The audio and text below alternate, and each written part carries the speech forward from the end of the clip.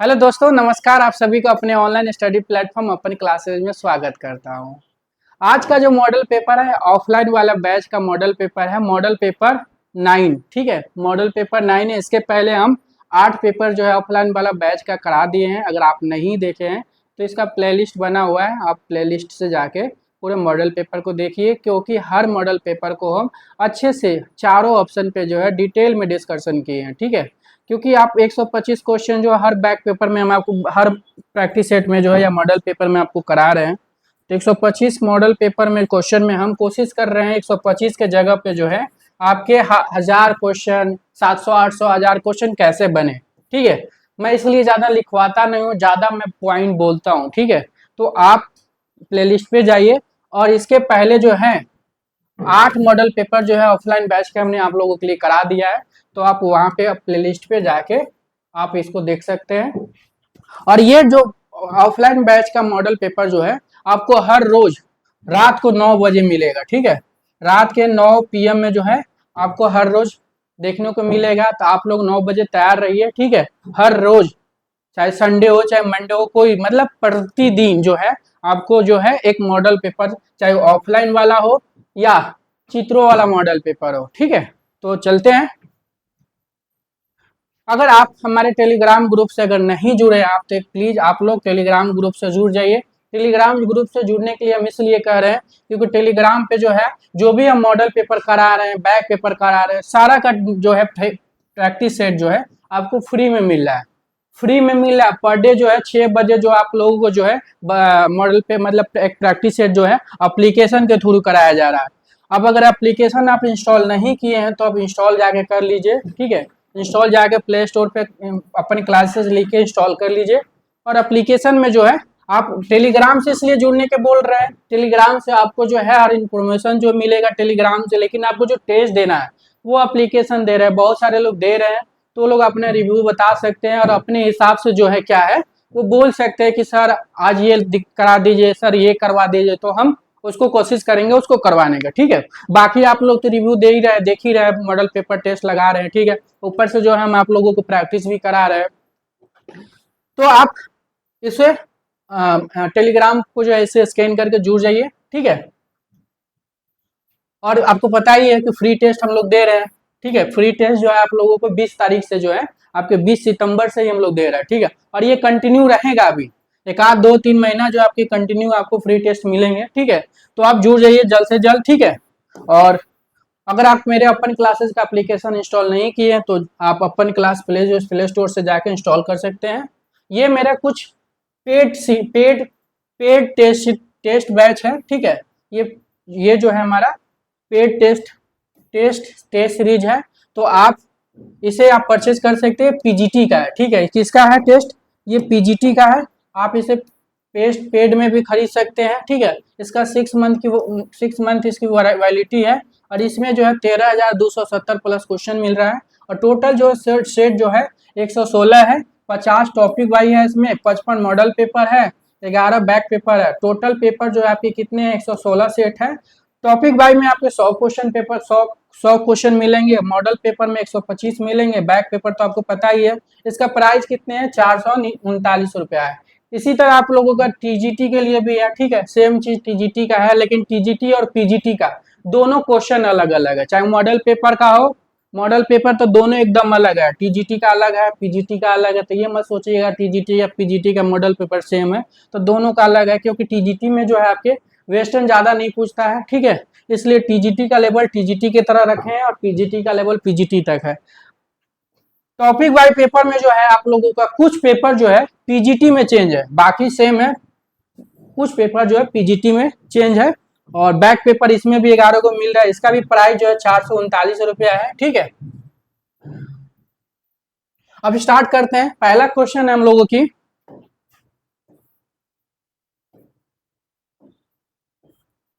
पहला क्वेश्चन है फिरका शब्द जिस परंपरा में व्यवहार में लिया जाता है। तो फिरका शब्द जो है जिस परंपरा व्यवहार में लिया जाता है, जयपुर कलम में, मुगल कलम में, बसौली कलम में, पटना कलम में, तो क्या हो जाएगा।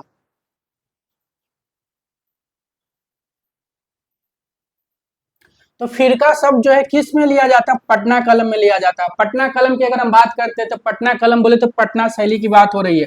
कंपनी शैली की स्थापना अगर पूछेगा, सॉरी कंपनी शैली का प्रारंभ पूछेगा तो 18वीं सदी याद रखिएगा, ठीक है। कंपनी शैली जो है स्वर्णकार या चरमोत्कर्ष पर कब थी, तो 19वीं सदी में थी। ये क्वेश्चन दोनों आया हुआ है, ध्यान में रखिएगा। कंपनी शैली का मुख्य केंद्र कहाँ पे है, पटना में, याद रखिएगा पटना में है। मुगल शैली की टाइमिंग, अगर मुगल शैली की टाइमिंग 16 से जो है 19वीं सदी ईस्वी तक मुगल शैली आपके चली थी, याद रखिएगा। बसौली शैली जो है आपके, ये पहाड़ी शैली के अंतर्गत आता है। बसौली शैली जो है आपके जम्मू में प्रारंभ हुआ था, और ये पहाड़ी शैली के सबसे प्राचीन शैली है बसौली शैली। जयपुर कलम जो है आपके राजस्थानी शैली के अंतर्गत आता है। तो याद रखिएगा फिरगा शब्द जो है पटना कलम से है। निम्न में से एक ने मूर्ति कला के क्षेत्र में भी उल्लेखनीय कार्य किया है। तो मूर्ति कला के क्षेत्र में जो है उल्लेखनीय कार्य किसने किया है, टर्नर है, माथिस है, मोने है, कांडिस्की है। तो इनमें से कौन से कलाकार है जो आपके मूर्ति कला के क्षेत्र में जो है उल्लेखनीय कार्य किए हैं। तो मूर्ति कला के क्षेत्र में कौन काम किए, देखिए माथिस की है। माथिस जो है आपके चित्रकार के लिए फेमस है, मुख्य रूप से जो है चित्रकार है लेकिन मूर्ति भी बनाए, तो इसलिए जो है माथिस को याद रखिएगा। माथिस जो है आपके चित्रकार मूर्तिकार के लिए दोनों के लिए जाने, लेकिन मुख्य रूप से जो है ये चित्रकार है, मुख्य रूप से जो है क्या है, चित्रकार है, याद रखिएगा। माथिस जो है फाविज्म जंगलवाद के आर्टिस्ट है। इनका जन्म कभी पूछ देगा, माथिस का तो जन्म याद रखिएगा 1869 ईस्वी में। जन्म कहाँ हुआ था तो ये भी याद रखिएगा, माथिस का जन्म फ्रांस में हुआ है। और ये चित्रकार मुख्य रूप से, लेकिन इन्होंने मूर्ति कला के क्षेत्र में भी काम किए थे, दोनों है, याद रखिएगा। नेक्स्ट क्वेश्चन आपके,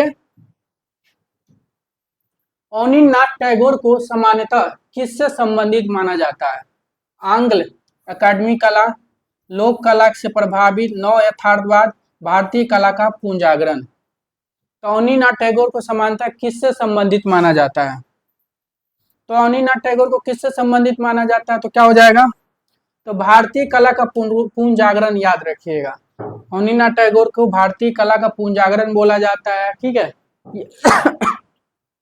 अवनींद्रनाथ टैगोर का जन्म 1871 ईस्वी में हुआ था। कहाँ हुआ था, जोरासाको में हुआ था। जोरासाको बंगाल में हुआ था। कहाँ हुआ था, जोरासाको बंगाल में हुआ था। अवनींद्रनाथ टैगोर क्या है, तो चित्रकार के लिए फेमस है। और अवनींद्रनाथ टैगोर किस लिए जाने जाते हैं, भारत में वास्तु चित्रण के लिए जाने जाते हैं। नेक्स्ट क्वेश्चन आपके, धनबाद का जाना माना प्रवर्तक है, ब्राक है, हेनरी माथिस है, मोद्रियान है, मार्क रोथको है। तो धनबाद का जाना माना प्रवर्तक है, तो क्या हो जाएगा, तो धनबाद का जाना माना प्रवर्तक क्या हो जाएगा, तो आपको पता है धनबाद का जाना माना प्रवर्तक क्या हो जाएगा, ब्राक हो जाएंगे, ठीक है। ब्राक जो है आपके ये धनबाद शैली के क्या है, कलाकार है। इनका जन्म 1882 ईस्वी में हुआ था, फ्रांस में हुआ था। और ये किस लिए फेमस है, ब्राक चित्रकार के लिए फेमस है, याद रखिएगा। और धनबाद का प्रारंभ कहाँ हुआ था, धनबाद का प्रारंभ याद रखिएगा फ्रांस में हुआ था। कब हुआ था धनबाद का प्रारंभ, तो 1907 से स्टार्ट हुआ था, 1925 ईस्वी तक धनबाद चली थी फ्रांस में, ध्यान रखिएगा।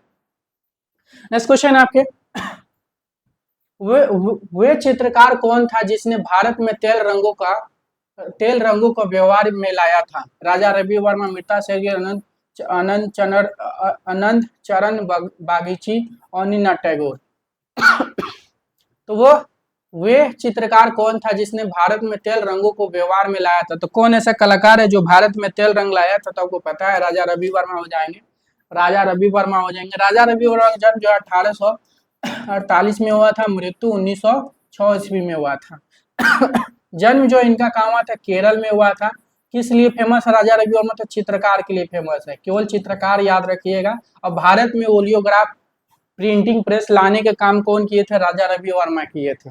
कब लाए थे ओलियोग्राफ प्रिंटिंग, तो आपको पता है 1894 में लाए थे। कहाँ से आयात किए थे, तो आपके जर्मनी से किए थे।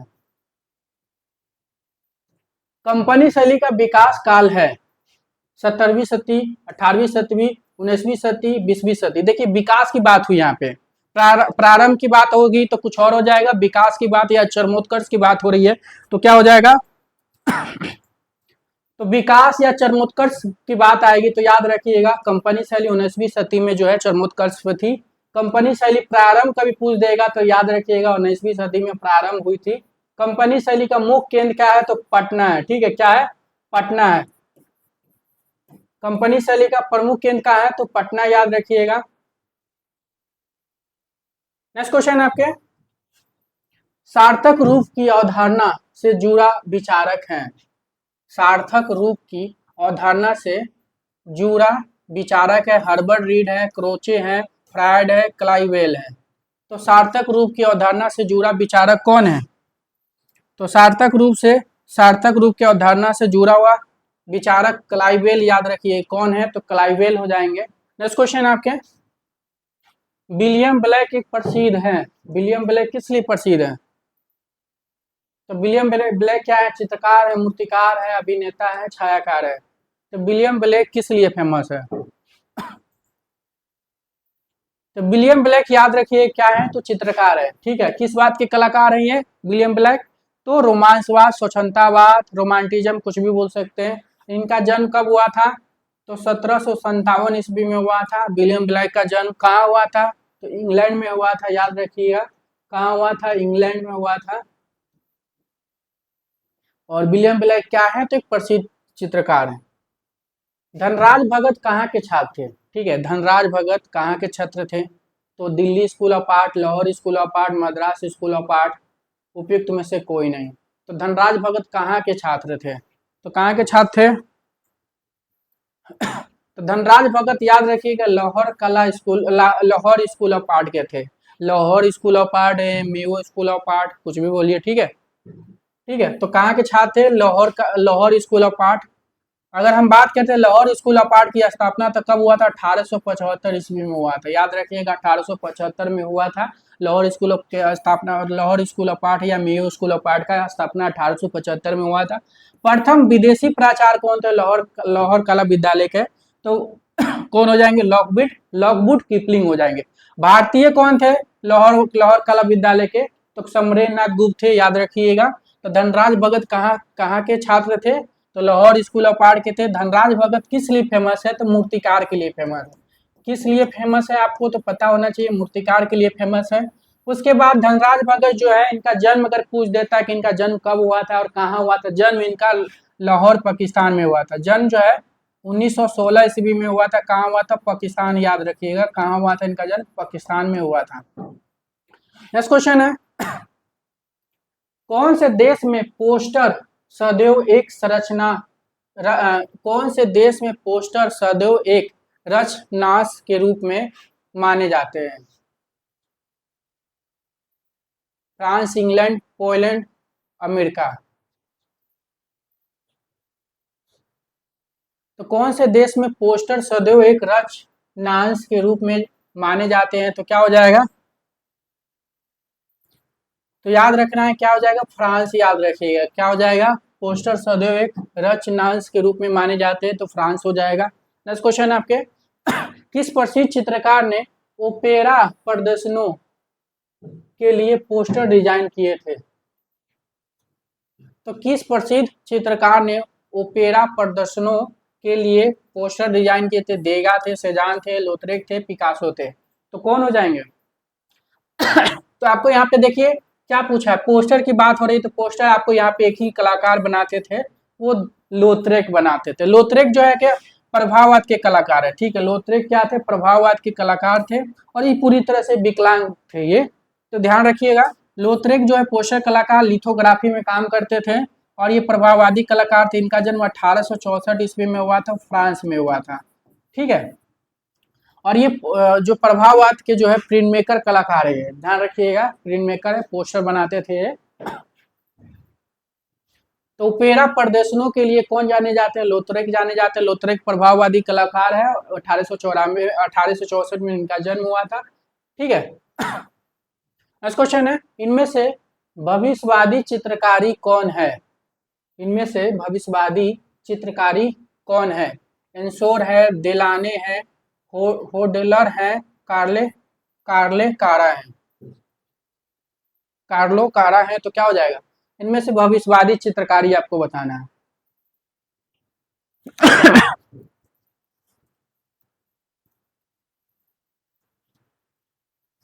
तो भविष्यवादी चित्रकार कौन हो जाएंगे? कार्लो कारा हो जाएंगे। भविष्यवादी, अगर भविष्यवादी जो है वाद जो है कि कहाँ प्रारंभ हुआ, कभी ये पूछ देता है, तो 1909 ईस्वी में इसका प्रारंभ हुआ था। कहाँ हुआ था 1909 में?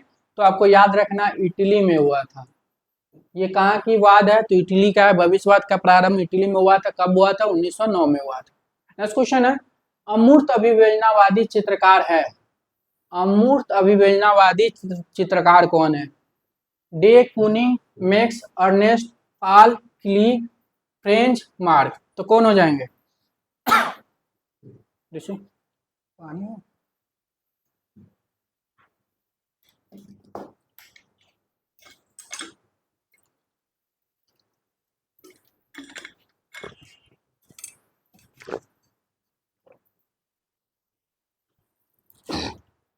तो अमूर्त अभिव्यंजनावादी चित्रकार कौन है? तो याद रखिएगा डी कूनिंग हो जाएंगे। अमूर्त अभिव्यंजनावादी चित्रकार डी कूनिंग हो जाएंगे।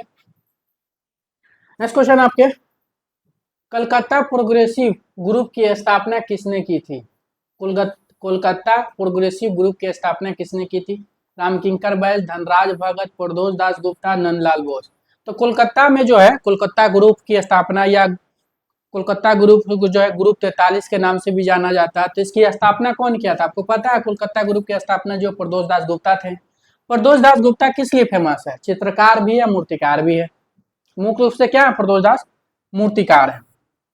इनका जन्म कब हुआ था? 1912 में हुआ था प्रदोष दास गुप्ता के जन्म। और कहाँ हुआ था? बांग्लादेश में हुआ था। बांग्लादेश में हुआ था, याद रखिएगा। और किस लिए फेमस है? तो मूर्तिकार के लिए फेमस है। और ये कोलकाता ग्रुप के क्या थे? कोलकाता ग्रुप के क्या थे? ये संस्थापक थे। ठीक है, कोलकाता ग्रुप के क्या थे? गुप्त नहीं यार, group.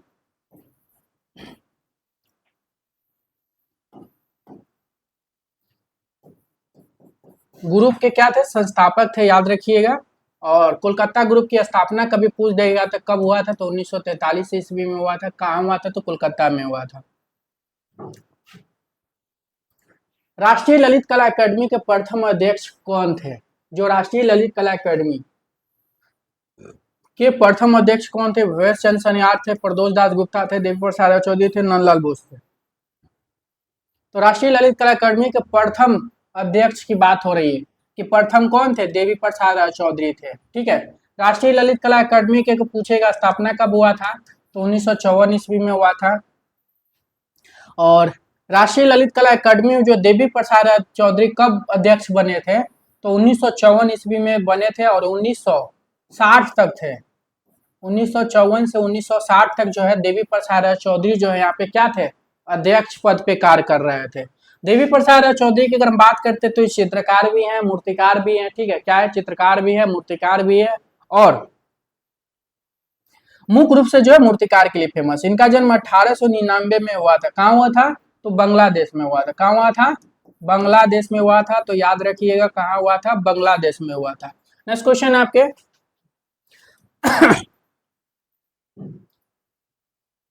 The wall of moon किसने चित्रित किया था? द वॉल ऑफ मून किसने चित्रित किया था? हेनरी माथिस थे, मैक्स अनसल्ट, जॉन मीरो, मार्क सगाल। तो द वॉल ऑफ मून ये एग्जाम में कई बार पूछा गया है। तो द वॉल ऑफ मून किसने चित्रित किया था? तो कौन हो जाएंगे? जॉन मीरो, याद रखिएगा। जॉन मीरो जो यथार्थवाद के कलाकार हैं, इनका जन्म जो है जर्मनी में हुआ था, ध्यान रखिएगा। नेक्स्ट क्वेश्चन आपके, भविष्यवादी कला आंदोलन का घोषणा पत्र किसने लिखा? भविष्यवादी कला आंदोलन, जैसे कि अभी हमने इसके पहले क्वेश्चन में पढ़ा भविष्यवादी कला के बारे में, तो भविष्यवादी कला आंदोलन का घोषणा पत्र किसने लिखा? तो क्या हो जाएगा? बोचियानी हो जाएंगे, सेबेरिनी, मारिनेती, कारा। तो भविष्यवादी कला आंदोलन का घोषणा पत्र किसने लिखा था? तो कौन लिखा था? मारिनेती, याद रखिएगा। भविष्यवाद के घोषणा पत्र किसने लिखा? मारिनेती। भविष्यवादी का प्रारंभ कहाँ हुआ था?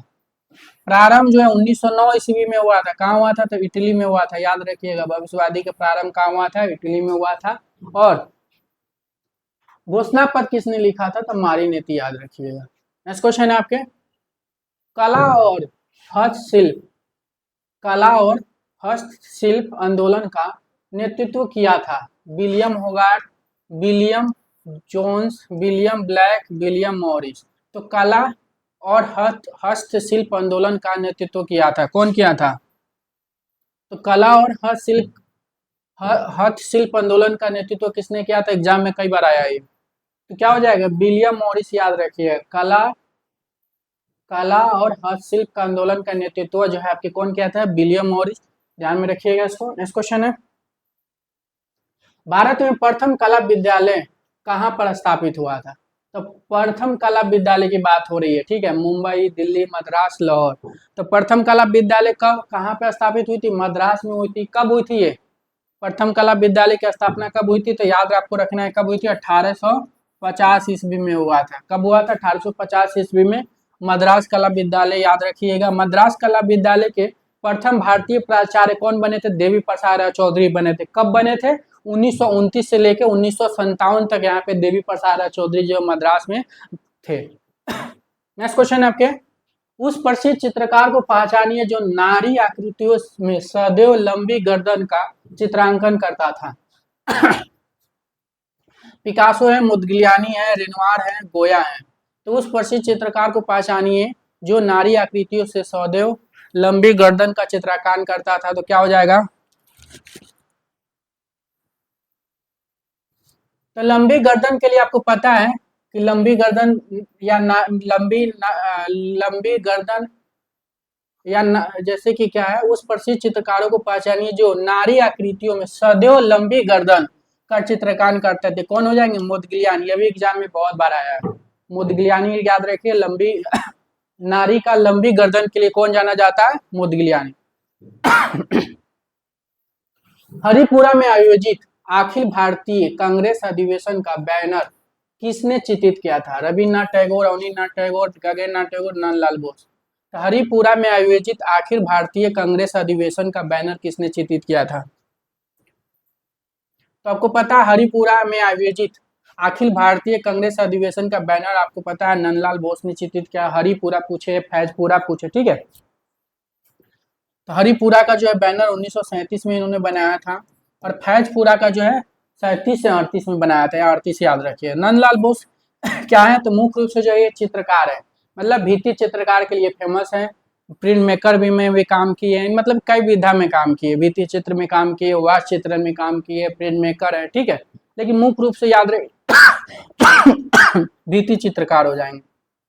इनका जन्म 1882 में हुआ था, और कहाँ हुआ था? बिहार के मुंगेर के खड़गपुर में, याद रखिएगा। नेक्स्ट क्वेश्चन है, शांति निकेतन में मेडुअल हिंदू सेंट नामक भित्ति चित्र किसकी रचना है? शांति निकेतन में जो है मेडुअल हिंदू सेंट जो है नमक भित्ति चित्र किसकी रचना है? नंदलाल बोस की है, विनोद बिहारी मुखर्जी के, रामकिंकर बैच के है, आशित कुमार हलदार के। तो मेडुअल हिंदू सेंट जो है कई बार एग्जाम में आ चुका है। ये भित्ति चित्र है, किसका है? तो आपको पता है किसका है?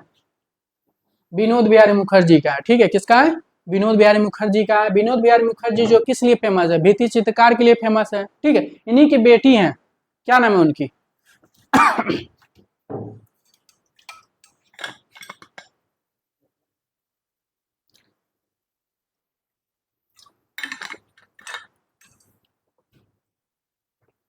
इन्हीं की बेटी जो मृणालिनी मुखर्जी है, याद रखिएगा।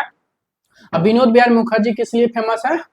तो चित्रकार के लिए फेमस है। और नेपाल में जो है नेपाल में जो वहाँ के जो संग्रहालय है, उस संग्रहालय, नेपाल संग्रहालय में अध्यक्ष पद पे भी जो है विनोद बिहारी मुखर्जी रह चुके हैं। इसलिए नेपाली लड़की, नेपाल के दृश्य चित्र के लिए भी जो विनोद बिहारी मुखर्जी जाने जाते हैं। और इनका जन्म की अगर हम बात करते हैं तो 1904 ईस्वी में हुआ था, बंगाल में हुआ था। कहाँ हुआ था? तो बंगाल में हुआ था, याद रखिएगा। इनकी बहुत फेमस पेंटिंग है मेडुअल हिंदू सेंट। किसने कहा कि कला अंतःप्रज्ञा की अभिव्यक्ति है? ये भी एग्जाम में कई बार पूछा है। शोपेनहावर, सेली लिंग, क्रोचे, कांट। तो किसने कहा है कि कला अंतःप्रज्ञा की अभिव्यक्ति है?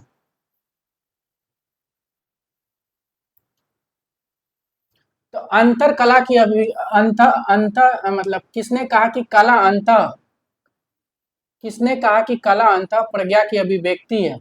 ये एग्जाम में कई बार पूछा है, याद रखिएगा। कौन हो जाएंगे? क्रोचे हो जाएंगे। क्रोचे जो है क्या है, आपके दार्शनिक है, कला समीक्षक हैं। इनका जन्म जो है 1866 ईस्वी में हुआ था, इटली में हुआ था, याद रखिएगा, इटली में इनका जन्म हुआ था। और ये किस लिए जाने जाते हैं? दार्शनिक, कला समीक्षक, लेखक। और इन्हीं का कथन है कला अंतः प्रज्ञा की अभिव्यक्ति है, एग्जाम में कई बार पूछा है। भारतीय मूर्तिकला में संरक्षण आकृतियों के रूप में जानी जाती है। किन्नर, गंधर्व, मिथुन, द्वारपाल। तो भारतीय मूर्तिकला में संरक्षक आकृतियों के रूप में जानी जाती है। कौन हो जाएगा? संरक्षक आकृतियों के रूप में। तो भारतीय मूर्तिकला में संरक्षक आकृतियों के रूप में जानी जाती है द्वारपाल। ठीक है, तो क्या हो जाएगा? द्वारपाल हो जाएगा। अर्थुना मंदिर समूह कहाँ स्थित है? बीकानेर संभाग, जोधपुर संभाग, उदयपुर संभाग और जयपुर संभाग। तो अर्थुना मंदिर समूह कहाँ स्थित है? कहाँ स्थित है अर्थुना मंदिर? तो अर्थुना मंदिर याद रखिएगा कहाँ पे है ये? उदयपुर संभाग, याद रखिएगा। कहाँ हो जाएगा? उदयपुर संभाग।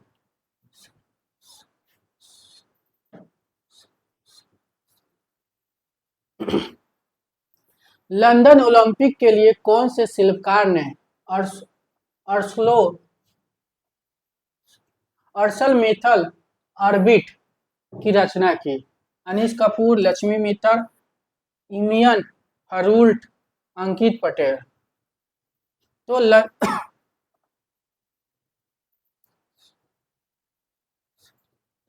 लंदन ओलंपिक के लिए कौन सा शिल्पकार जो है अर्सल मित्तल ऑर्बिट की रचना की? तो कौन किए थे? अनीश कपूर, याद रखिएगा, अनीश कपूर किए। अनीश कपूर किस लिए फेमस है? तो मूर्तिकार के लिए फेमस है। और इनका जन्म जो है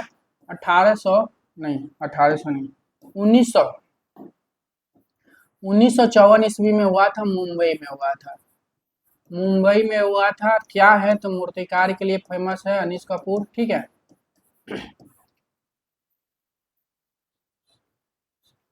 तो याद रखिएगा अनीश कपूर किस लिए फेमस है। नेक्स्ट क्वेश्चन है आपके, एक गतिशील बिंदु के अंतरहीन प्रयोग को कहते हैं?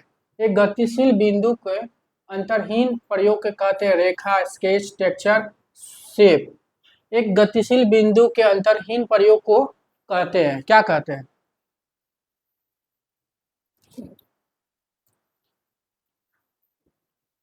एक गतिशील बिंदु के अंतरहीन प्रयोग को क्या कहते हैं? तो रेखा कहते हैं। ठीक है, ठीक है, अंतरहीन प्रयोग को क्या कहते हैं? रेखा कहते हैं। नेक्स्ट क्वेश्चन है आपके,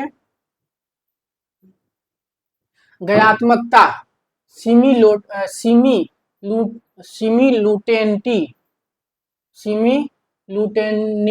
की अवधारणा मुख्यतः किस कला आंदोलन की है? प्रभाववाद है, घनवाद है, विवेचनावाद है, भविष्यवाद है। तो ज्ञात्मकता की अवधारणा मुख्यतः किस कला आंदोलन से है? या सिमिलुटेनिटी की अवधारणा मुख्यतः किस कला आंदोलन से है? तो क्या हो जाएगा? तो याद रखिएगा भविष्यवाद, याद रखिएगा। ज्ञात्मकता, सिमिलुटेनिटी की अवधारणा जब भी पूछेगा तो भविष्यवाद याद रखिएगा। भविष्यवाद आपके 1909 ईस्वी में चली थी। कहाँ चली थी? इटली में चली थी। कहाँ की विवाद है? तो भविष्यवाद जो है आपकी इटली की है, इटली की है। अभिवचनावाद जर्मनी की है। अभिवचनावाद की प्रारंभ जर्मनी में हुआ था। घनवाद और प्रभाववाद का प्रारंभ फ्रांस में हुआ था। याद रखिएगा, ये सारे क्वेश्चन बनते हैं एग्जाम में। नेक्स्ट क्वेश्चन है, भविष्यवाद का उद्भव भविष्यवाद का उद्भव किस देश में हुआ था? फ्रांस, इटली, जर्मनी, रसिया। तो भविष्यवाद का उद्भव किस देश में हुआ था? ठीक है, तो किस देश में हुआ था? तो भविष्यवाद का उद्भव याद रखिएगा इटली में हुआ था। कब हुआ था? तो 1909 से 1909 में हुई थी। ठीक है, कहाँ हुई थी? इटली में हुई थी। नेक्स्ट क्वेश्चन है, विरेचन कला के माध्यम से भावों की अभिव्यक्ति है। विरेचन कला के माध्यम से भावों की अभिव्यक्ति है। कारण, क्योंकि विरेचन शुद्धि की प्रक्रिया है जो हमारे भावों को ताजा करती है। तो क्या हो जाएगा इसकी कथन? तो विरेचन कला के माध्यम से भाव की अभिव्यक्ति है, क्योंकि विरेचन शुद्धि की प्रक्रिया है जो हमारे भाव को ताजा करती है। तो क्या हो जाएगा? दोनों सही है, याद रखिएगा। नेक्स्ट क्वेश्चन है, कंपनी चित्रकारी यूरोपीय तथा भारतीय विशेषताओं का संश्लेषण है। कंपनी चित्रकारी जो है यूरोपीय कंपनी शैली जो है यूरोपीय तथा भारतीय विशेषताओं का संश्लेषण है। बात सही है, क्योंकि कंपनी चित्रकारी यूरोपीय संरक्षणों के लिए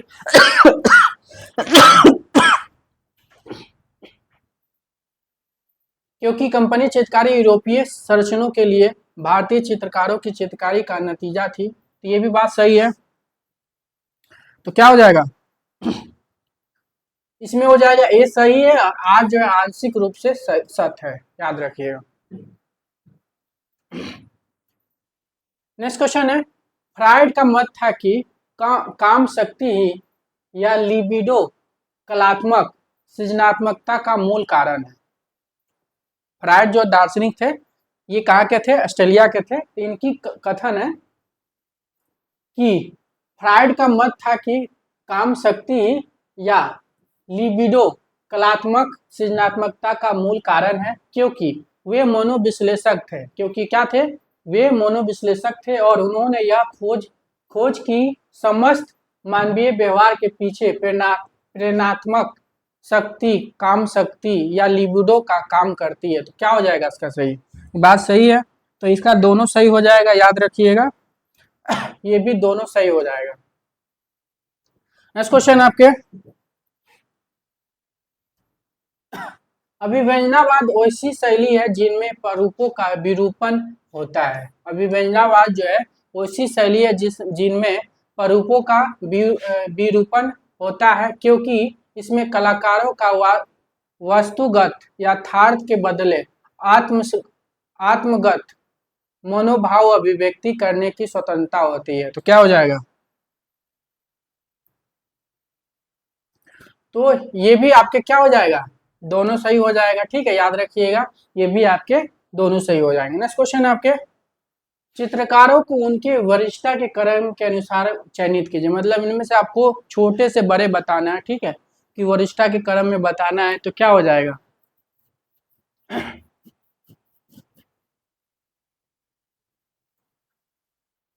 तो क्या हो जाएगा?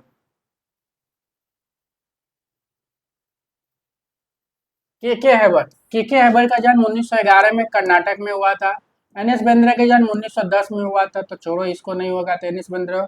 हिम्मत शाह का जन्म जो है 1933 में हुआ था। एफ एन सुजा का जन्म 1924 में हुआ था। ठीक है, अब इसको क्रम में अगर हम बात करते हैं तो एन एस बिंद्रे पहले हो जाएंगे। ठीक है, एन एस बिंद्रे का जन्म 1910 में कहाँ हुआ था? 1910 में जो हुआ था इंदौर में हुआ था। के हैबर का जन्म 1911 में हुआ था, कर्नाटक में हुआ था।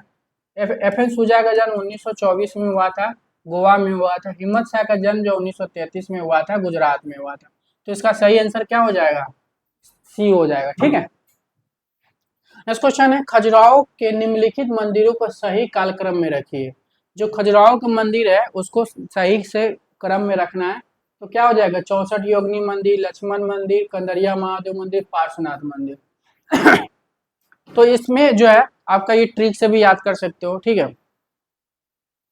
तो सबसे प्राचीन और सबसे नया याद रखोगे तो आप हो जाएगा। तो सबसे प्राचीन आपको पता है कौन से मंदिर है? 64 योगिनी मंदिर है। और सबसे श्रेष्ठ या सबसे नया कौन सी है? आपके कंदरिया महादेव मंदिर। तो पहला देखो और लास्ट देखो, कंदरिया महादेव मंदिर। ठीक है, तो 64 योगिनी जो है खजुराहो का सबसे प्राचीन मंदिर है। पार्श्वनाथ मंदिर है, लक्ष्मण मंदिर है, कंदरिया मंदिर जो है सबसे श्रेष्ठ है और सबसे नया भी है। चित्रकारों को वरिष्ठता के अनुसार क्रमबद्ध में चुनिए। ठीक है, तो यहाँ पे भी क्रमबद्ध की बात हो रही है, वरिष्ठता के अनुसार क्रमबद्ध लगाना है आपको। तो इसमें क्या हो जाएगा? क्लाद मोने हो जाएंगे, जाज रुआ हो जाएंगे, फरना लेजे हो जाएंगे, मार्क सगाल। तो सबसे बड़े जो है आपके क्लाउड मोनी हो जाएंगे, तो इनका जन्म 1832 में हुआ था, ठीक है। उसके बाद में इनका लगा लीजिए, ठीक है। तो चित्रकारों को ओरिस्टा के क्रम में लगाइए, तो पहला हो जाएगा यहाँ पे। नेक्स्ट क्वेश्चन है, और वही क्रम में सही कालक्रम के अनुसार चुनिए। और वही मतलब उल्टा की बात हो रही है, मतलब छोटे से बड़े की तरह जाना है, और वही मतलब उल्टा की बात हो रही है। तो क्या हो जाएगा, तो छोटे से चलेंगे तो क्या हो जाएगा, सबसे पहले हम क्या कर रहे हैं, छोटे से अगर इस क्वेश्चन को करना है तो सबसे पहले हम बड़े को ढूंढते, इधर से करते हैं, इधर से करेंगे ज्यादा याद अच्छा रहेगा। सबसे पहले हम वामगाटन को लेते हैं, ठीक है। वामगाटन जो है जाएंगे, किनका जन्म अगर बात करते हैं तो 1714 ईस्वी में हुआ था, जर्मनी में हुआ था। वामगाटन कहाँ के थे, जर्मनी के थे, 1714। ईगल का जन्म 1770 में हुआ था, ये भी जर्मनी के थे, ठीक है। फ्रायड जो है, फ्रायड का जन्म 1856 ईस्वी में हुआ था, ये कहाँ, ऑस्ट्रेलिया के थे। क्रोचे का जन्म 1866 ईस्वी में हुआ था, ये कहाँ के थे, इटली के थे। तो ऑप्शन के हिसाब से देखा जाए तो क्रोचे सही हो जाएंगे, मतलब दूसरा ऑप्शन सही हो जाएगा। क्रोचे सबसे छोटे हैं, उसके बड़े जो है फ्रायड है, ईगल है, उसके बाद वामगाटन है। नेक्स्ट क्वेश्चन है, निम्नलिखित चित्रकारों को वरिष्ठा के क्रम में चुनिए। इसमें भी आपको वरिष्ठा के क्रम में लगाना है कि इनमें से कौन सा वरिष्ठा है, मतलब सबसे बड़े कौन है। तो सबसे बड़े आपको इसमें कौन है, पिसारो है, माने है, देगा है, सेजान है, रेनवार है, तो क्या हो जाएगा, पहले हो जाएंगे। पिसारो जो है प्रभाववाद के कलाकार है, ठीक है। इनका जन्म 1930 ईस्वी में हुआ था, फ्रांस में हुआ था पिसारो। माने का जन्म 1932 में हुआ था, ये भी फ्रांस के थे। देगा का जन्म 1934 ईस्वी में हुआ था, ये भी फ्रांस के थे। सेजान उत्तर प्रभाववाद के कलाकार थे, इनका जन्म 1939 में हुआ था। 1939 नहीं, 1839 में हुआ था, ये भी फ्रांस के थे। रेनवार का जन्म जो है 1941 में हुआ था, ये भी फ्रांस के थे, ठीक है। तो ध्यान में रखिएगा, पिसारो, माने, देगा और रेनवार, ये तीनों प्रभाववाद के कलाकार हैं, और सेजान जो है आपके उत्तर प्रभाववाद के कलाकार है। तो आंसर जो हो जाएगा पहला हो जाएगा। महाबलीपुरम के शैल उत्कीर्ण मंदिरों का पूर्व से पश्चिम की ओर सही क्रम का चुनाव करें। जो महाबलीपुरम के जो मंदिर है उसको आपके पूर्व से पश्चिम की तरह लगाना है, तो पूर्व से पश्चिम में क्या हो जाएगा, तो द्रौपदी रथ, अर्जुन रथ, भीम रथ, युधिष्ठर रथ याद रखिएगा। सबसे पहले पूर्व में द्रौपदी रथ आता है, फिर अर्जुन आता है, फिर भीम रथ, फिर युधिष्ठर युधिष्ठर रथ याद रखिएगा। किसके अनुसार सौंदर्य शास्त्र ललित कलाओं के दार्शनिक विकल्पों एवं समस्याओं को सैद्धांतिक निरूपण है। तो किसके अनुसार सौंदर्य शास्त्र ललित कलाओं के दार्शनिक विकल्पों एवं समस्याओं का सैद्धांतिक निरूपण है, तो क्या हो जाएगा।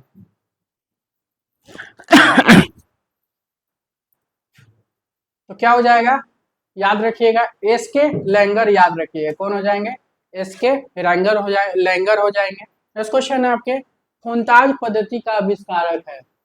फोनताज पद्धति का आविष्कारक है सुरवा डोल्डाली, मार्क्स अंसल्ट, इव तांगवी, सेजान।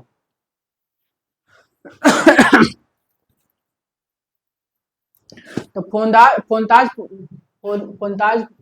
पद्धति का आविष्कार कौन हो जाएंगे, मार्क्स अंसल्ट याद रखिएगा, ये यथार्थवाद के कलाकार है, ठीक है। और फोनताज पद्धति का आविष्कार कौन किए थे, मैक्स अंसल्ट किए थे। नेक्स्ट क्वेश्चन है, वह स्थान जिसमें स्पर्शनीय वस्तु स्थित हो कहलाता है। तो वह स्थान जिसमें स्पर्शनीय स्थित स्पर्शनीय वस्तु स्थित हो कहलाता है पोत, आकृति, अंतराल, क्षय वृद्धि।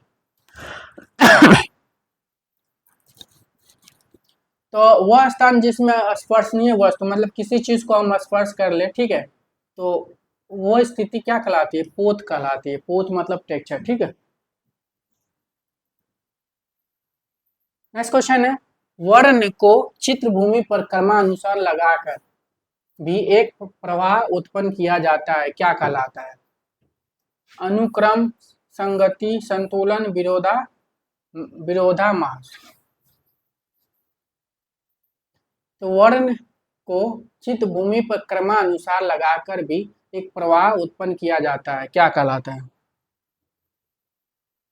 तो अनुक्रम याद रखिएगा, क्या हो जाएगा, अनुक्रम हो जाएगा। नेक्स्ट क्वेश्चन आपके, किसने और कब आज के घर क्यों भिन्न है, क्यों आकर्षक है शीर्षक की पॉप कोलाज कृति बनाई है।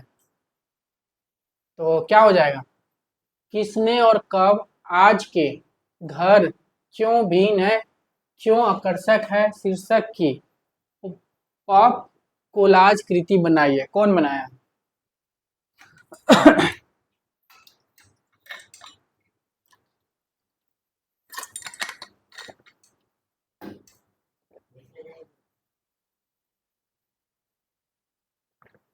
तो क्या हो जाएगा,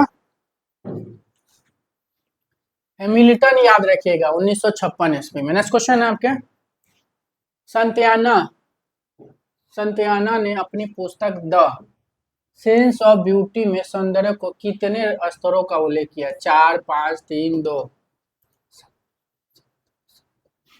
तो संताना ने अपनी पुस्तक द सेंस ऑफ ब्यूटी में सौंदर्य के कितने स्तरों का उल्लेख किया है। तो क्या हो जाएगा, कितने स्तरों का किया था, 3 याद रखिएगा। द सेंस ऑफ ब्यूटी किसकी है, तो संताना याद रखिएगा, किसकी है, संताना की है, ये एग्जाम में कई बार पूछी है। और अपनी पुस्तक में कितने स्तरों का उल्लेख किया है इन्होंने, तो 3 किया है। नेक्स्ट क्वेश्चन है, भविष्य की कला घनिष्ठ वस्तु निरपेक्षता व घनिष्ठ यथार्थवाद के बीच डोलायमान रहेगी, उक्त कथन किसका है। कांडेस्की, फ्रेंचमार्क, पालकली, अगस्ट मेके। तो भविष्यवाद की कला घनिष्ठ वस्तु निरपेक्षता व घनिष्ठ यथार्थ के बीच डोलायमान रहेगी, उक्त कथन किसकी है।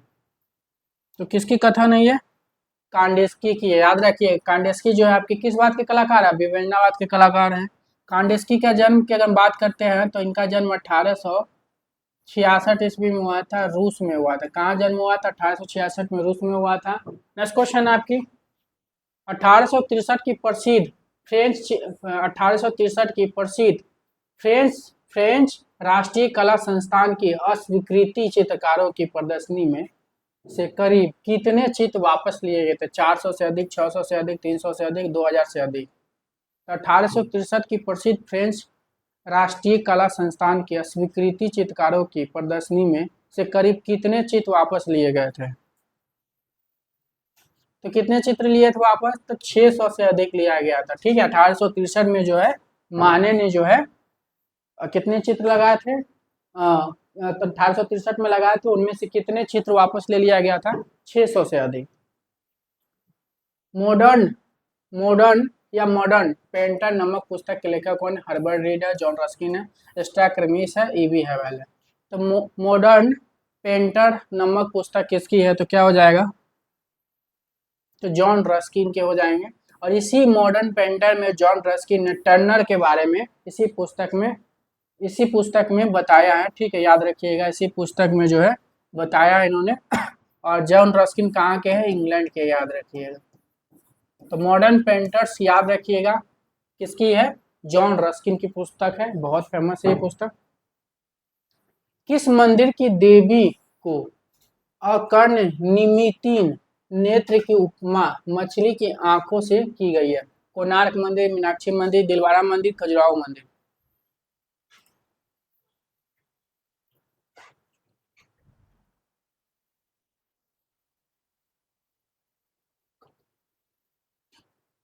तो किस मंदिर की देवी को अकर्ण निमितीन नेत्र की उपमा मछली की आंखों से की गई है, तो क्या हो जाएगा, मीनाक्षी मंदिर, याद रखिएगा, मीनाक्षी मंदिर की गई। मीनाक्षी मंदिर का है, मदुरई तमिलनाडु में। अंतर जगत और बाह्य जगत के सामंजस्य की बात किसने की कही, अंतर जगत और बाह्य जगत के सामंजस्य की बात किसने कही, तो किसने कही,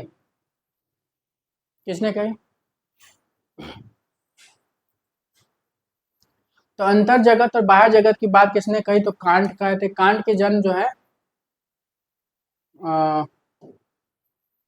1724 ईस्वी में हुआ था, जर्मनी में हुआ था। इमानुएल कांट के जन्म 1724 में जर्मनी में हुआ था। इमानुएल कांट क्या थे, दार्शनिक थे, कला समीक्षक थे। इन्होंने एक इनकी कथन एक अंतर अंतर जगत और बाह्य जगत के सामंजस्य की बात किसने कही? तो कांट ने कहे थे। आप सभी के लिए जो है टेलीग्राम पे हम लोग फ्री टेस्ट स्टार्ट कर दिए हैं, ठीक है।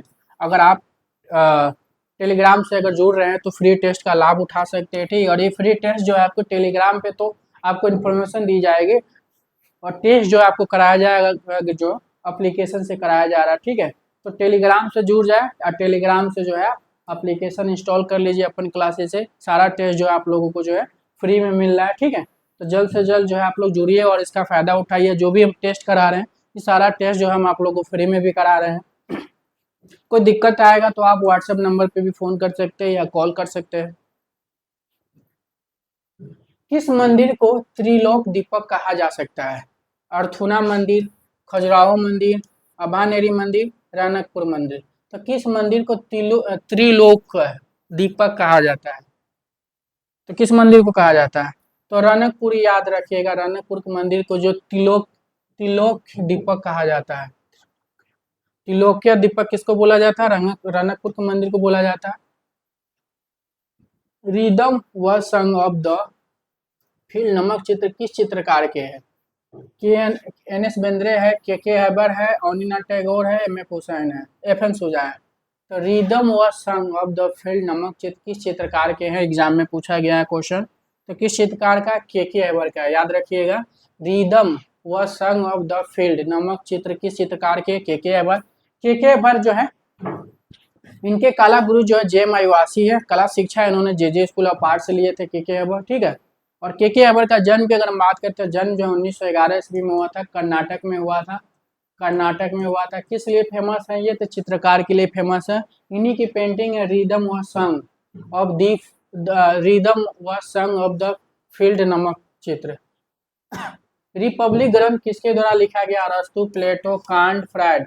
तो रिपब्लिक ग्रंथ किसके द्वारा लिखा गया? तो रिपब्लिक ग्रंथ आपको पता है किसकी है? प्लेटो की है। प्लेटो के जन्म 427 ईसा पूर्व में हुआ था। 427 ईसा पूर्व में हुआ था। कहाँ हुआ था प्लेटो का जन्म? यूनान में हुआ था। याद रखिएगा प्लेटो कहाँ के हैं? यूनान के। इनकी एक पुस्तक है, ये कई पुस्तक है, रिपब्लिक ग्रंथ है इन्हीं का, ठीक है। नेक्स्ट क्वेश्चन आपके, शकुंतला के प्रेम पत्र एवं संदेह वाहक हंस किस चित्रकार की कृतियां है? तो अनिना टैगोर, असित कुमार हल्दार, गगननाथ टैगोर, राजा रवि वर्मा। तो शकुंतला के प्रेम पर, शकुंतला पे काम पेंटिंग किसने बनाया? आपको पता ही है। तो शकुंतला के प्रेम पत्र एवं संदेह वाहक हंस किस चित्रकार की कृति है? तो किसकी हो जाएगी? राजा रवि वर्मा की हो जाएगी। राजा रवि वर्मा 1848 ईस्वी में हुआ था और कहाँ हुआ था? केरल में हुआ था। याद रखिएगा। नेक्स्ट क्वेश्चन आपके, देवी प्रसाद राय चौधरी के मूर्ति शिल्पों पर किस यूरोपीय कलाकार का प्रभाव पड़ा? जो देवी प्रसाद राय चौधरी है इनके मूर्तियों पर किस कलाकार का प्रभाव पड़ा? तो मूर्ति पे जो प्रभाव पड़ा इनके, किसका पड़ा? रूंदा का पड़ा, ठीक है। लेकिन अगर चित्रों पे प्रभाव पूछेगा तो रेम्ब्रा और टिशियन। देवी प्रसाद राय चौधरी के चित्रों पे अगर बात होगी तो चित्रों पे प्रभाव जो है रेम्ब्रा और टिशियन का पड़ा और मूर्तियों पर रोंदा का पड़ा, ठीक है। रोंदा पे पड़ा। रोंदा क्या है? तो रोंदा भी आपके मूर्तिकार के लिए जाने जाते हैं। रोंदा जो है ये भी एक मूर्तिकार है, ठीक है। रोंदा क्या है? मूर्तिकार है। रोंदा का जन्म 1840 ईस्वी में हुआ था, फ्रांस में हुआ था, याद रखिएगा। देवी प्रसाद राय चौधरी जो चित्रकार के साथ साथ मूर्तिकार है और इनका जन्म 1899 ईस्वी में हुआ था और कहाँ हुआ था? बांग्लादेश में हुआ था, याद रखिएगा। देवी प्रसाद राय चौधरी बांग्लादेश में हुआ था। क्या है? तो मूर्तिकार है। कोणार्क के सूर्य मंदिर की सूर्य प्रतिमा किसने तैयार करवाई थी? जयदेव ने, जय शिव ने, सदाशिव ने, सोमदेव ने। तो कोणार्क के सूर्य मंदिर के सूर्य प्रतिमा किसने तैयार की थी? तो किसने तैयार की थी? तो सदाशिव ने तैयार की थी, याद रखिएगा। सदाशिव ने तैयार किए थे। नेक्स्ट क्वेश्चन आपके, एन एस बेंद्रे ने अपना प्रसिद्ध चित्र घुमक्कर कब और वह कहाँ प्रदर्शित किया था? तो एन एस बेंद्रे जो है अपनी प्रसिद्ध चित्र घुमक्कर कब और कहाँ पर प्रदर्शित की थी? तो क्या हो जाएगा?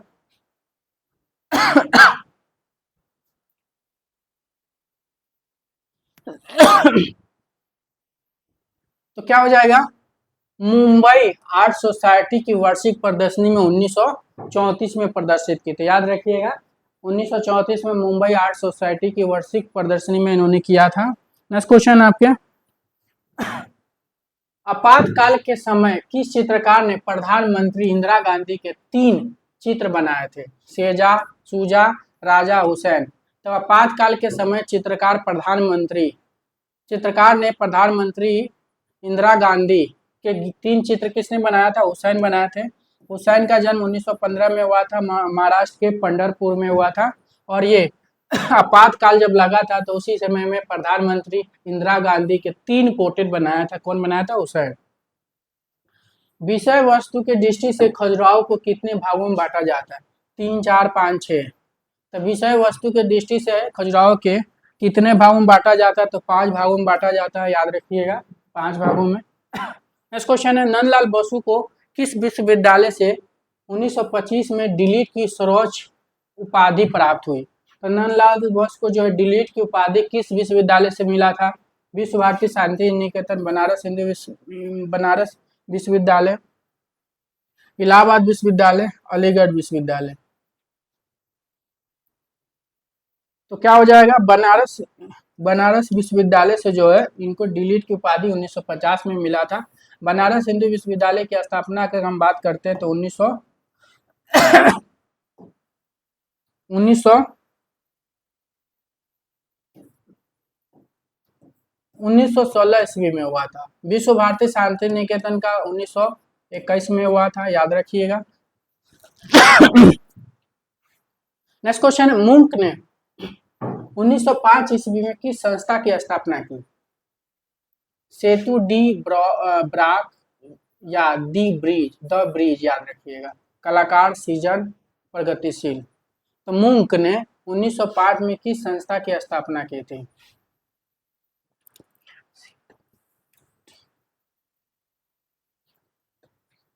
तो सेतु याद रखिए, या डी ब्रॉक याद रखिए, या द ब्रिज याद रखिएगा। तो मुंक ने 1905 में सेतु, डी ब्रॉक, द ब्रिज किए थे।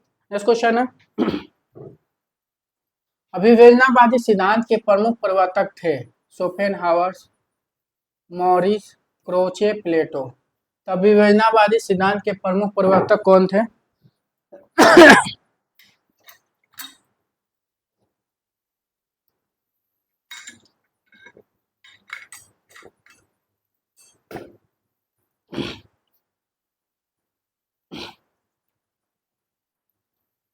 तो अभिव्यंजनावादी सिद्धांत के प्रमुख प्रवर्तक कौन हो जाएंगे? क्रोचे हो जाएंगे। कौन हो जाएंगे? क्रोचे। अभिव्यंजनावाद का बात करते हैं तो इसका 1905 से 1906 ईस्वी में चली थी। ये कहाँ चली थी? जर्मनी में चली थी। नेक्स्ट क्वेश्चन आपके, एलोरा में कितनी गुफा मंदिरों का निर्माण किया गया? 34, 36, 37, 40।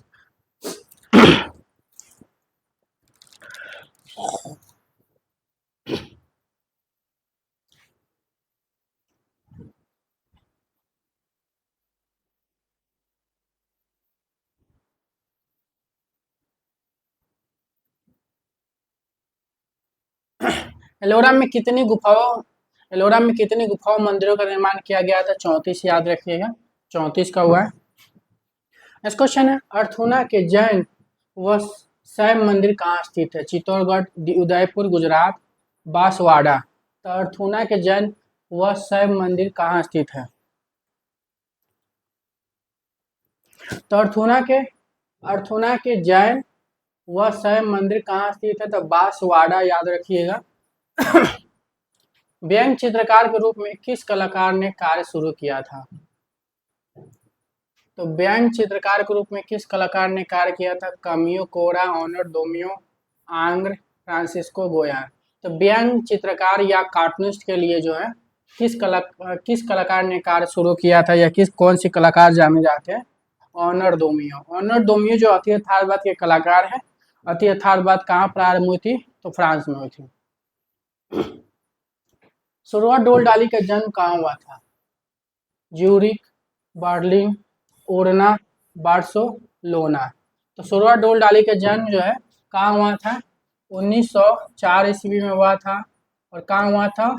बार्सिलोना कहाँ पड़ता है? स्पेन में हुआ था, याद रखिएगा, स्पेन में हुआ था। सोरा डोलडाली जो है आपके अतीत थारबाद के कलाकार हैं। किस कला समीक्षक ने मुंबई प्रोग्रेसिव ग्रुप पर लिखा? किस कला समीक्षक ने मुंबई प्रोग्रेसिव ग्रुप पर लिखा? O C Ganguly, E B Havell, Rudi von Leyden, स्ट्रैकर्मिस। तो किस कला समीक्षक ने मुंबई प्रोग्रेसिव ग्रुप के बारे में लिखा था? कौन लिखा था? तो कौन हो जाएंगे? रूडी वन लेडन हो जाएंगे। तो मुंबई कला प्रोग्रेसिव के बारे में लिखे थे। मुंबई कला प्रोग्रेसिव की स्थापना 1947 ईस्वी में हुआ था, ठीक है। और कहाँ हुआ था? मुंबई में हुआ था।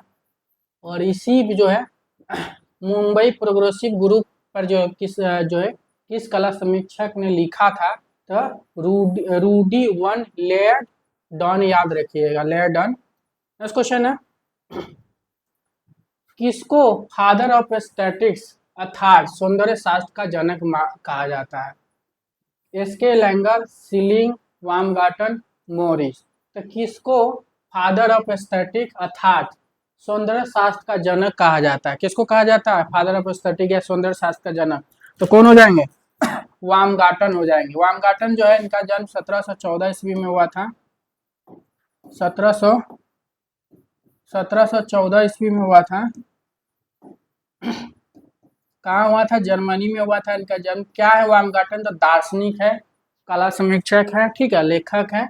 और फादर ऑफ एस्थेटिक या सौंदर्य शास्त्र का जनक कौन है? वामगार्टन। वामगार्टन कहाँ के? जर्मनी के। कब जन्म हुआ? 1714 ईस्वी में। नेक्स्ट क्वेश्चन है, खान मजदूर किस कलाकार की कृति है? कोरो, कुर्बे, ज्वाय फ्रांसुआ मिले।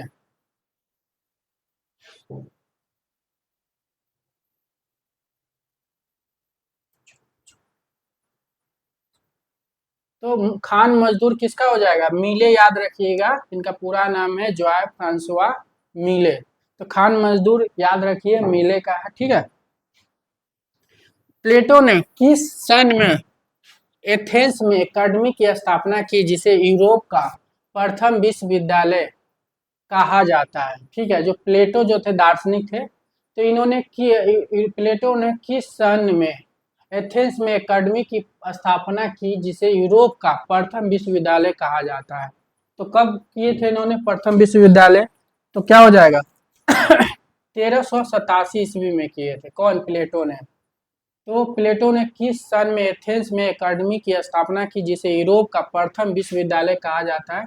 तो 387 ईसा पूर्व में किए थे। प्लेटो के जन्म की बात करते हैं 427 ईसा पूर्व में इनका जन्म हुआ था। और कहाँ हुआ था? यूनान में हुआ था। कहाँ हुआ था? यूनान में हुआ था। प्लेटो यूनान के दार्शनिक थे। नेक्स्ट क्वेश्चन है, मन का वह भाग जिसने मन की समस्त ज्ञान क्रियाओं विचारण करती है। मन का वह भाग जिसने मन की समस्त ज्ञान क्रियाएं विचरण करती है क्या कहलाता है? चेतन मन, अचेतन मन, अचेतन, अर्धचेतन। तो क्या हो जाएगा? मन का वह भाग जिसने मन की समस्त ज्ञान क्रियाओं विचरण करती है क्या कहलाती है? तो चेतन मन, याद रखिए, क्या हो जाएगा? चेतन मन। नेक्स्ट क्वेश्चन आपके, खजुराहो का वाराह मंदिर कितने स्तंभों पर खड़ा है? जो खजुराहो समूह में एक मंदिर है वाराह मंदिर, कितने स्तंभों पर खड़ा है? तो कितने स्तंभों पर खड़ा है? 14 स्तंभों पर खड़ा है, याद रखिएगा। खजुराहो के वाराह मंदिर जो है कितने स्तंभों पर खड़ा है? 14। आभानेरी से प्राप्त कुछ भवन एवं सजीव प्रतिमाएं किस संग्रहालय में प्रदर्शित है? तो आभानेरी से प्राप्त कुछ भवन एवं सजीव प्रतिमाएं किस संग्रहालय में प्रदर्शित है? तो क्या हो जाएगा? अंबेर संग्रहालय, याद रखिएगा। किसमें है? अंबेर संग्रहालय। आभानेरी से प्राप्त कुछ भवन एवं सजीव प्रतिमाएं किस संग्रहालय में प्रदर्शित है? अंबेर संग्रहालय। एक रास्ता को समाप्त कर कृति में आकर्षण उत्पन्न करना क्या कहलाता है? संतुलन, सामंजस्य, लय, प्रभाविता। तो एक रास्ता को समाप्त कर एक रास्ता को समाप्त कर कृति में आकर्षण उत्पन्न करना क्या कहलाता है?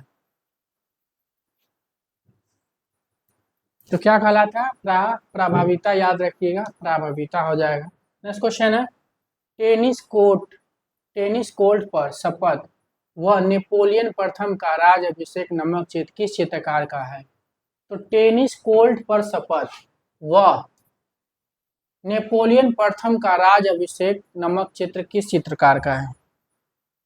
तो जाग दाविड जो नौ शास्त्रीवाद के कलाकार है, इन्हीं का है। कौन चित्र है? टेनिस कोर्ट पर शपथ वह नेपोलियन प्रथम का राज अभिषेक, किसकी है? जाग दाविड जो है नौ शास्त्रीवाद कलाकार है। इनका जन्म जो है 1748 में हुआ था। कहाँ हुआ था? फ्रांस में हुआ था। नेक्स्ट क्वेश्चन आपके, महाबलीपुरम मंदिर में किस राजवंश का महत्वपूर्ण योगदान रहा? पल्लव राजवंश, चोल राजवंश, पांड्य राजवंश, नायक राजवंश। तो महाबलीपुरम मंदिर में किस राजवंश का महत्वपूर्ण योगदान रहा है? तो क्या हो जाएगा? पल्लव राजवंश हो जाएगा। नेक्स्ट क्वेश्चन है, माने ने विश्व मेले में किस वर्ष अपना एक स्वतंत्र चित्र मंडप लगाया था? तो माने ने विश्व मेले में किस वर्ष अपना एक स्वतंत्र चित्र मंडप लगाया था? क्या हो जाएगा? 1966, 1967, सॉरी 1867, 1868, 1869। तो माने जो प्रभाववाद के कलाकार जो थे, माने ने विश्व मेले में किस वर्ष अपना एक स्वतंत्र चित्र मंडप लगाया था? तो क्या हो जाएगा? 1867, याद रखिएगा। माने जो उत्तर प्रभाववाद के कलाकार हैं, 1832 में जन्म हुआ था। कहाँ हुआ था? फ्रांस में हुआ था। नेक्स्ट क्वेश्चन आपके, साइकिल रिक्शा किसकी पेंटिंग है? के.एच. आरा है, बी.सी. गुई है, के हैबर है, एस.एस. राजा है। तो क्या हो जाएगा? साइकिल रिक्शा किसकी पेंटिंग है?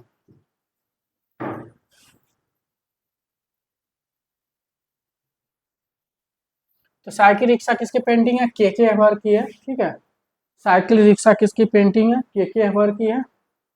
के हैबर का जन्म जो है 1911 में हुआ था, कर्नाटक में हुआ था। क्या है? चित्रकार है।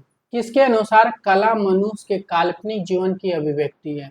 Sigmund Freud, Roger Fry, Leo Tolstoy, Clive Bell. तो किसके अनुसार कला मनुष्य के काल्पनिक जीवन की अभिव्यक्ति है? तो क्या हो जाएगा? तो रोजर फ्राई, याद रखिएगा। किसके अनुसार कला मनुष्य की काल्पनिक जीवन की अभिव्यक्ति है? तो किसकी कथन है? Roger fry. नेक्स्ट क्वेश्चन है, मीनाक्षी मंदिर के आगे आयताकार पुष्करणीय का माप इनमें से निम्नलिखित है। तो मीनाक्षी मंदिर के आगे जो है आयताकार में एक पुष्करणीय है, मतलब एक पुष्कर तालाब टाइप का है। तो उसका माप क्या है? तो क्या हो जाएगा? 165 फीट लंबी तथा 120 फीट चौड़ी है। सी आंसर हो जाएगा। 165 फीट लंबी और 120 फीट चौड़ी हो जाएगा। नेक्स्ट क्वेश्चन है आपके, किसके अनुसार सच्चे सौंदर्य का दर्शन आंतरिक नेत्र से होता है या बाह्य से नहीं?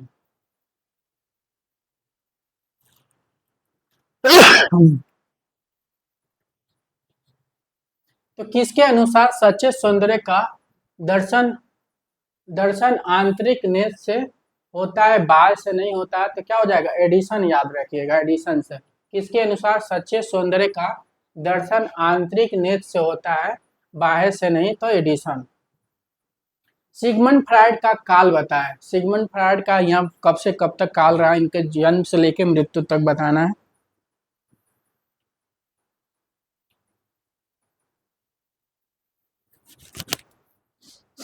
तो सिगमंड फ्रायड का काल क्या हो जाएगा? 1856 से 1939।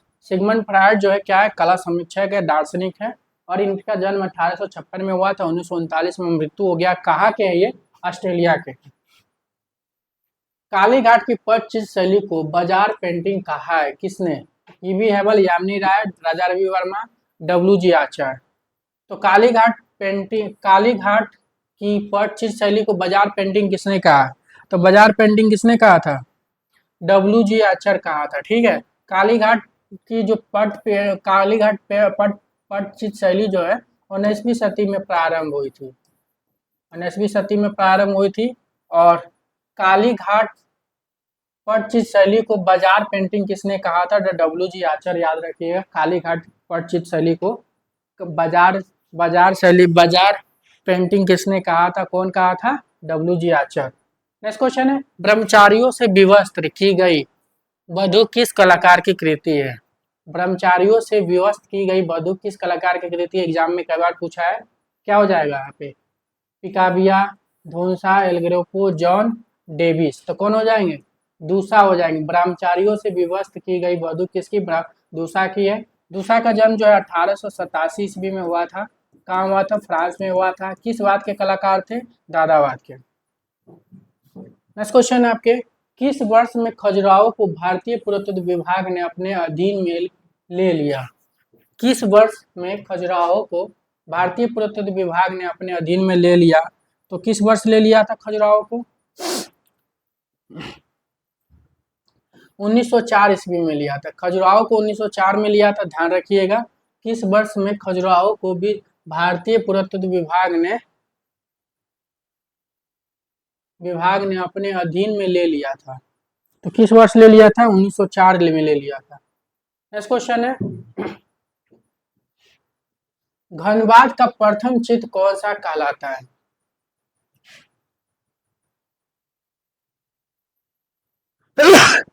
तो धनबाद का प्रथम चित्र कौन सा कहता है? जीवन कानन, अवनियों की स्त्रियां, कोलाज पद्धति, पाइप व गिलास का वस्तु चित्रण। तो धनबाद का प्रथम चित्र कौन सा हो जाएगा? अवनियों की स्त्रियां, याद रखिए। जीवन का आनंद जो है हेनरी माथिस का है। तो प्रथम चित्र जो हो जाएगा धनबाद का अवनियों की स्त्रियां हो जाए।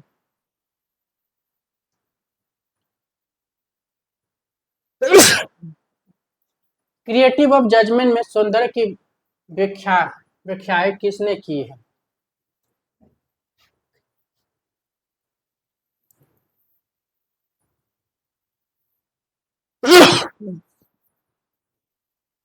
तो क्रिएटिव ऑफ जजमेंट में सौंदर्य की व्याख्याएं किसने की है? तो क्रिएटिव ऑफ जजमेंट जो है किसकी ये पुस्तक है? तो किसकी हो जाएगी? कांट की हो जाएगी। क्रिएटिव ऑफ जजमेंट जो है किसकी है? कांट की है। इनका जन्म 1724 ईस्वी में हुआ था, जर्मनी में हुआ था। कांट क्या है? तो कला समीक्षा का दार्शनिक है। इनकी पुस्तक जो है क्रिएटिव ऑफ द जजमेंट है। नेक्स्ट क्वेश्चन है,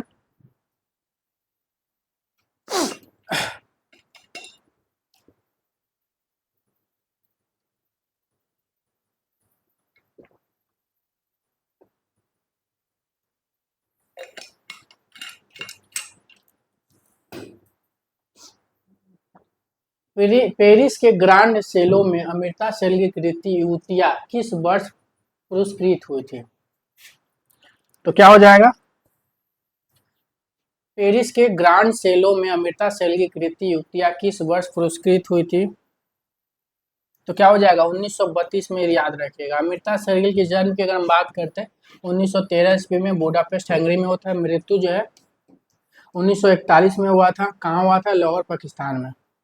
किसने कहा सौंदर्य मानव की गतिविधियों में निहित होता है, वस्तुओं में नहीं, व्यक्ति की आध्यात्मिक शक्ति में है? तो क्या हो जाएगा? तो किसने कहा सौंदर्य मानव की गतिविधियों में निहित होता है, वस्तुओं में नहीं, व्यक्ति की आध्यात्मिक शक्ति में है? तो किसने कहा था? आई ए रिचर्ड, कांट, टोल्स्टॉय, क्रोचे। तो किसने कहा था? क्रोचे ने कहा था। क्रोचे जो है आपके इटली के दार्शनिक है। जन्म 1866 में हुआ था, इटली में हुआ था। और क्रोचे जो है दार्शनिक है, कला समीक्षक है। दिलवाड़ा स्थित तेजपाल मंदिर की प्रमुख बड़ी छत को क्या कहा जाता है? अलंकृत स्तंभ कहा जाता है, द्वार मंडप कहा जाता है, रंग मंडल, कटोरा कहते हैं, गर्भगृह कहते हैं।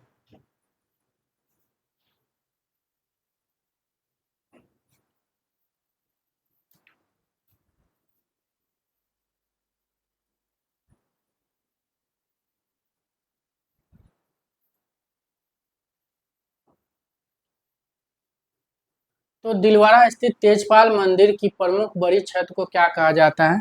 तो क्या कहा जाता है? रंग मंडल कोटोरक बोला जाता है, कोटोरक। दिलवाड़ा मंदिर में जो है कितने मंदिर है? 5 मंदिर है, संगमरमर से बनी हुई है, जैन धर्म को समर्पित है, ध्यान रखिएगा। स्केच की विशेषता क्या है? सौर पद्धति, अनेक सीमांतरीय पद्धति, तीव्र प्रभाव पद्धति, निरीक्षण पद्धति। तो स्केच की विशेषता क्या होती है? स्केच की विशेषता क्या हो जाएगा? तीव्र प्रभाव पद्धति, याद रखिएगा। स्केच की विशेषता तीव्र प्रभाव पद्धति हो जाएगा। नेक्स्ट क्वेश्चन है, जब किसी चित्र में छाया, प्रकाश और परछाई का निरूपण किया जाता है तो वह चित्र होता है परंपरावादी, त्रियामी, आधुनिक, द्वियामी। तो जब किसी चित्र में छाया, प्रकाश और परछाई का निरूपण किया जाता है तो वह चित्र होता है, क्या हो जाएगा? त्रियामी हो जाएगा। बंगाल शैली के प्रमुख चित्रकार कौन थे? Raja Ravi Varma, Amrita Shergill, Nandlal Bose, M F Hussain. तो बंगाल शैली के प्रमुख चित्रकार कौन थे? नंदलाल बोस, याद रखिएगा। नेक्स्ट क्वेश्चन है, आधुनिक चित्रकार निम्नलिखित में से एक के प्रति बहुत सचेत है। तो आधुनिक कलाकार जो है निम्नलिखित में से किसमें सचेत रहते हैं? तो पोत, याद रखिएगा। पोत मतलब धरातल में ज्यादा रहते हैं लोग। नेक्स्ट क्वेश्चन है, एकाकी वर्ण योजना है। तो एकाकी वर्ण योजना है, क्या हो जाएगा? तो नीला, हल्का नीला, गहरा नीला, मतलब एक ही कलर जो है एक दूसरे से, चाहे नीला, हल्का नीला, गहरा नीला, ठीक है। तो एकाकी वर्ण होता है, मतलब एक ही कलर। नेक्स्ट क्वेश्चन है, नंदलाल बोस किसके शिष्य थे? यामिनी अवनीनाथ टैगोर, गगनेन्द्रनाथ टैगोर, रवीन्द्रनाथ टैगोर। नंदलाल बोस किसके शिष्य थे? अवनीनाथ टैगोर के थे, ठीक है। नेक्स्ट क्वेश्चन है, निम्नलिखित में से कौन सा चित्र के हैबर द्वारा चित्रित है? मुर्गे की लड़ाई, शिव मुखाकृति, मदर टेरेसा, मदर इंडिया।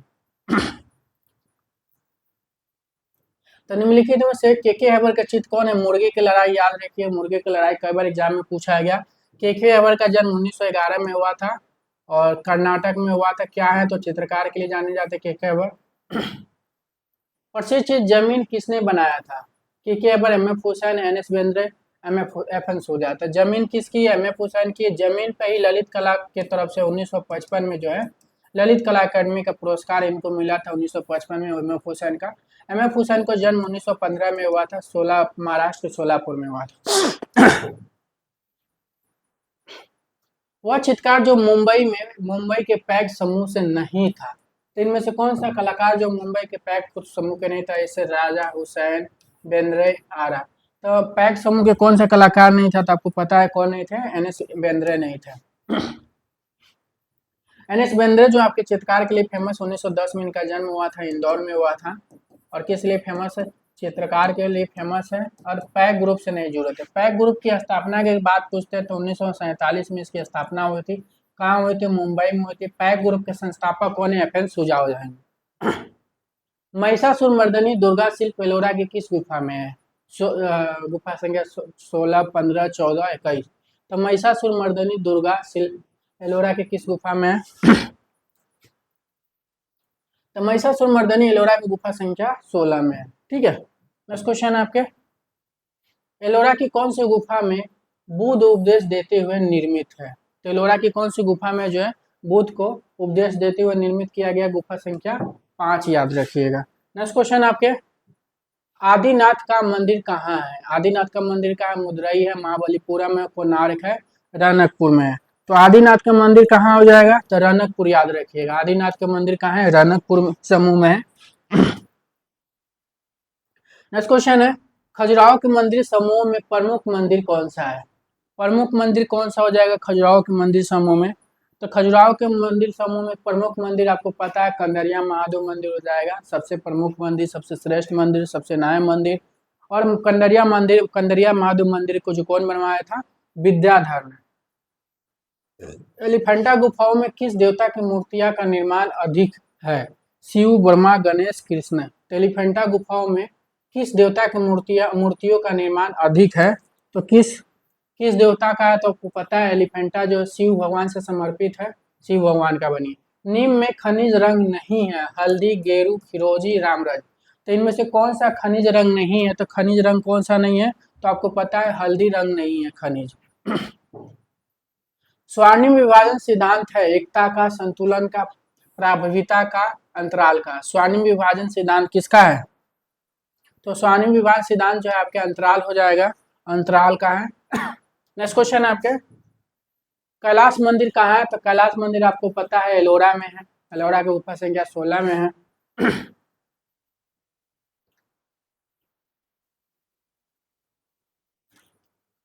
1031 में निर्मित दिलवाड़ा का प्रथम मंदिर किसने बनवाया था? तेजपाल, बिमल शाह, धाना शाह, रत्ना शाह।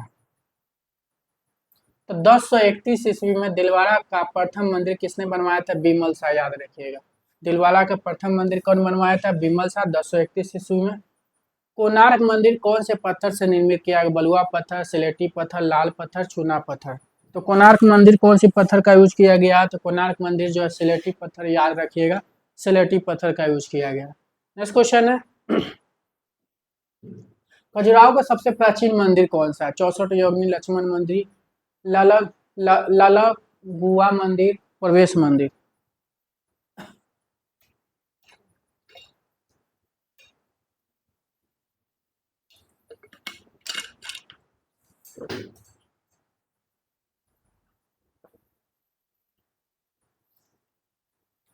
तो खजुराहो समूह का सबसे प्राचीन मंदिर 64 योगिनी मंदिर है। खजुराहो का सबसे प्राचीन मंदिर कौन सी? 64 योगिनी मंदिर है। सबसे प्राचीन 64 है, सबसे श्रेष्ठ कंदरिया महादेव मंदिर। पर्वत रेखाएं प्रतीक होती है शांति, बेचैनी, प्रसार, मधुर्य। तो पर्वत रेखाएं जो है प्रतीक होती है बेचैनी, याद रखिएगा, बेचैनी का। नेक्स्ट क्वेश्चन आपके, होरोती का शपथ का चित्रण किसने किया था? आंग्र, दाविद, ग्रास, बिगी ली वार्न। तो होरोती का शपथ, ठीक है, नव शास्त्रीयवाद का प्रथम चित्र है ये। कौन बनाया था इसको? तो दाविद, जाग लुई दाविद या डेविड बोलते हैं इनको। इनका जन्म 1748 ईस्वी में हुआ था, फ्रांस में हुआ था, ठीक है। तो होरोती की शपथ किसकी है? दाविद की है, याद रखिएगा। दाविद का जन्म 1748 में फ्रांस में हुआ था। दाविद किस लिए फेमस है? चित्रकार के लिए। पोत के प्रकार है 2, 3, 4, 5। तो पोत के प्रकार होते हैं, कितने प्रकार होते हैं पोत के?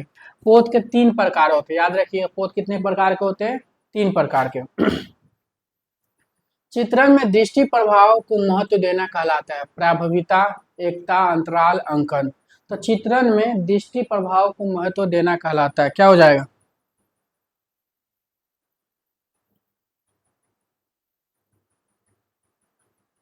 चित्रण में दृष्टि प्रभाव को महत्व देना कहलाता है, प्रभाविता, याद रखिएगा। नेक्स्ट क्वेश्चन आपके, भाव कला में क्या दर्शाता है? अनन्य, परिवर्तन, अभिव्यक्ति, लय। तो भाव कला में क्या दर्शाता है? भाव कला में क्या दर्शाता है? तो क्या हो जाएगा? अभिव्यक्ति, याद रखिएगा। भाव कला में क्या दर्शाता है? तो अभिव्यक्ति दर्शाता है, ध्यान रखिएगा। नेक्स्ट क्वेश्चन है आपके, निम्नलिखित में से पाल गोगुआ का चित्र है। पाल गोगुआ का चित्र क्या है? सर्कस है, पीला ईसा है, 3 महिला है, ओलंपिया है। तो पाल गोगुआ का चित्र कौन सा है? तो पाल गोगुआ का चित्र इसमें जो है पीला ईसा, याद रखिएगा। पाल गोगुआ जो उत्तर प्रभावत के कलाकार, इनका जन्म 1848 में हुआ था, फ्रांस में हुआ था। पाल गोगुआ किस लिए फेमस है? चित्रकार के साथ साथ प्रिंट मेकर है, बूट कट में ज्यादा ही काम किए हैं। नेक्स्ट क्वेश्चन है आपके, चित्रकार की चित्रभूमि किस प्रकार की होती है? एक आयामी होती है, 2 आयामी होती है, त्रियामी होती है। तो चित्रकार की चित्रभूमि किस प्रकार की होती है?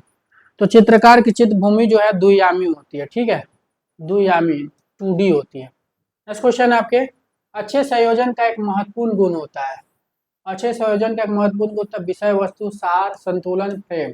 तो अच्छे संयोजन का एक महत्वपूर्ण गुण क्या होता है? संतुलन होता है, ठीक है, क्या होता है? संतुलन होता है। नेक्स्ट क्वेश्चन आपके, सूर्य के किरणों में कितने रंग होते हैं? सूर्य के किरणों में कितने रंग होते हैं? 4, 5, 7। तो सूर्य के किरणों में कितने रंग होते हैं? तो 7 होते हैं। आधुनिक कला में कोलाज का प्रारंभ हुआ था, यथार्थवाद से, घनवाद से, प्रभाववाद से, अफाववाद से। तो आधुनिक कला में कोलाज का प्रारंभ हुआ था। तो कोलाज का प्रारंभ घनवाद से हुआ था। घनवाद कहाँ की है? फ्रांस की है, ठीक है।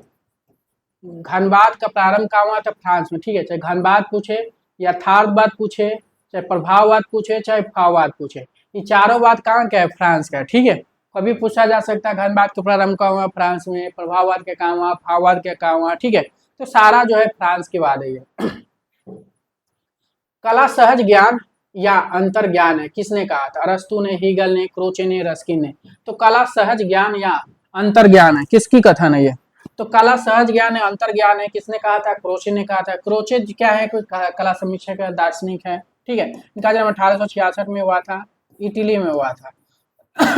इटली में इनका जन्म हुआ था। नेक्स्ट क्वेश्चन है आपके, कला हमारे जीवन का अनिवार्य आवश्यकता से कला हमारे जीवन का अनिवार्य आवश्यकताओं से मुक्त होती है, ये विचार है, किसकी है?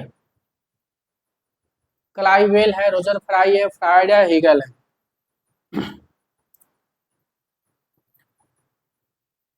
कला हमारे जीवन का अनिवार्य आवश्यकताओं से मुक्त होती है, ये विचार किसकी है? तो किसकी विचार है? रोजर फ्राई, याद रखिए किसकी विचार है? Roger fry. नेक्स्ट क्वेश्चन है, जलता हुआ जिराफ किस कला आंदोलन से संबंधित है? भविष्यवाद, भाववाद, अतिथावाद, घनवाद। तो जलता हुआ जिराफ किस कला आंदोलन से संबंधित है? तो जलता हुआ जिराफ किसकी पेंटिंग है? सुरवा डोल डाली के, अब देखे होंगे आप सभी लोग। तो किसकी पेंटिंग है? सुरवा डोल डाली। सुरवा डोल डाली किस वाद से संबंधित है? अतिथावाद। तो जलता हुआ जिराफ जो है किस कला आंदोलन से संबंधित हो जाएगा? अतिथावाद। अतिथावाद का प्रारंभ जो है फ्रांस में हुआ था। घनबाद का भी प्रारंभ फ्रांस में हुआ था। भाववाद का भी प्रारंभ जो है फ्रांस में हुआ था, ठीक है। और आपके भविष्यवाद इटली की है, भविष्यवाद के प्रारंभ इटली में हुआ था, ठीक है। नेक्स्ट क्वेश्चन आपके, तटस्थ रंग है, सफेद है, पीला है, नीला है, लाल है। तो तटस्थ रंग कौन सा हो जाएगा? तो सफेद और काला होता है, काला, ठीक है। सफेद और काला रंग जो है आपके तटस्थ रंग हो जाएगा।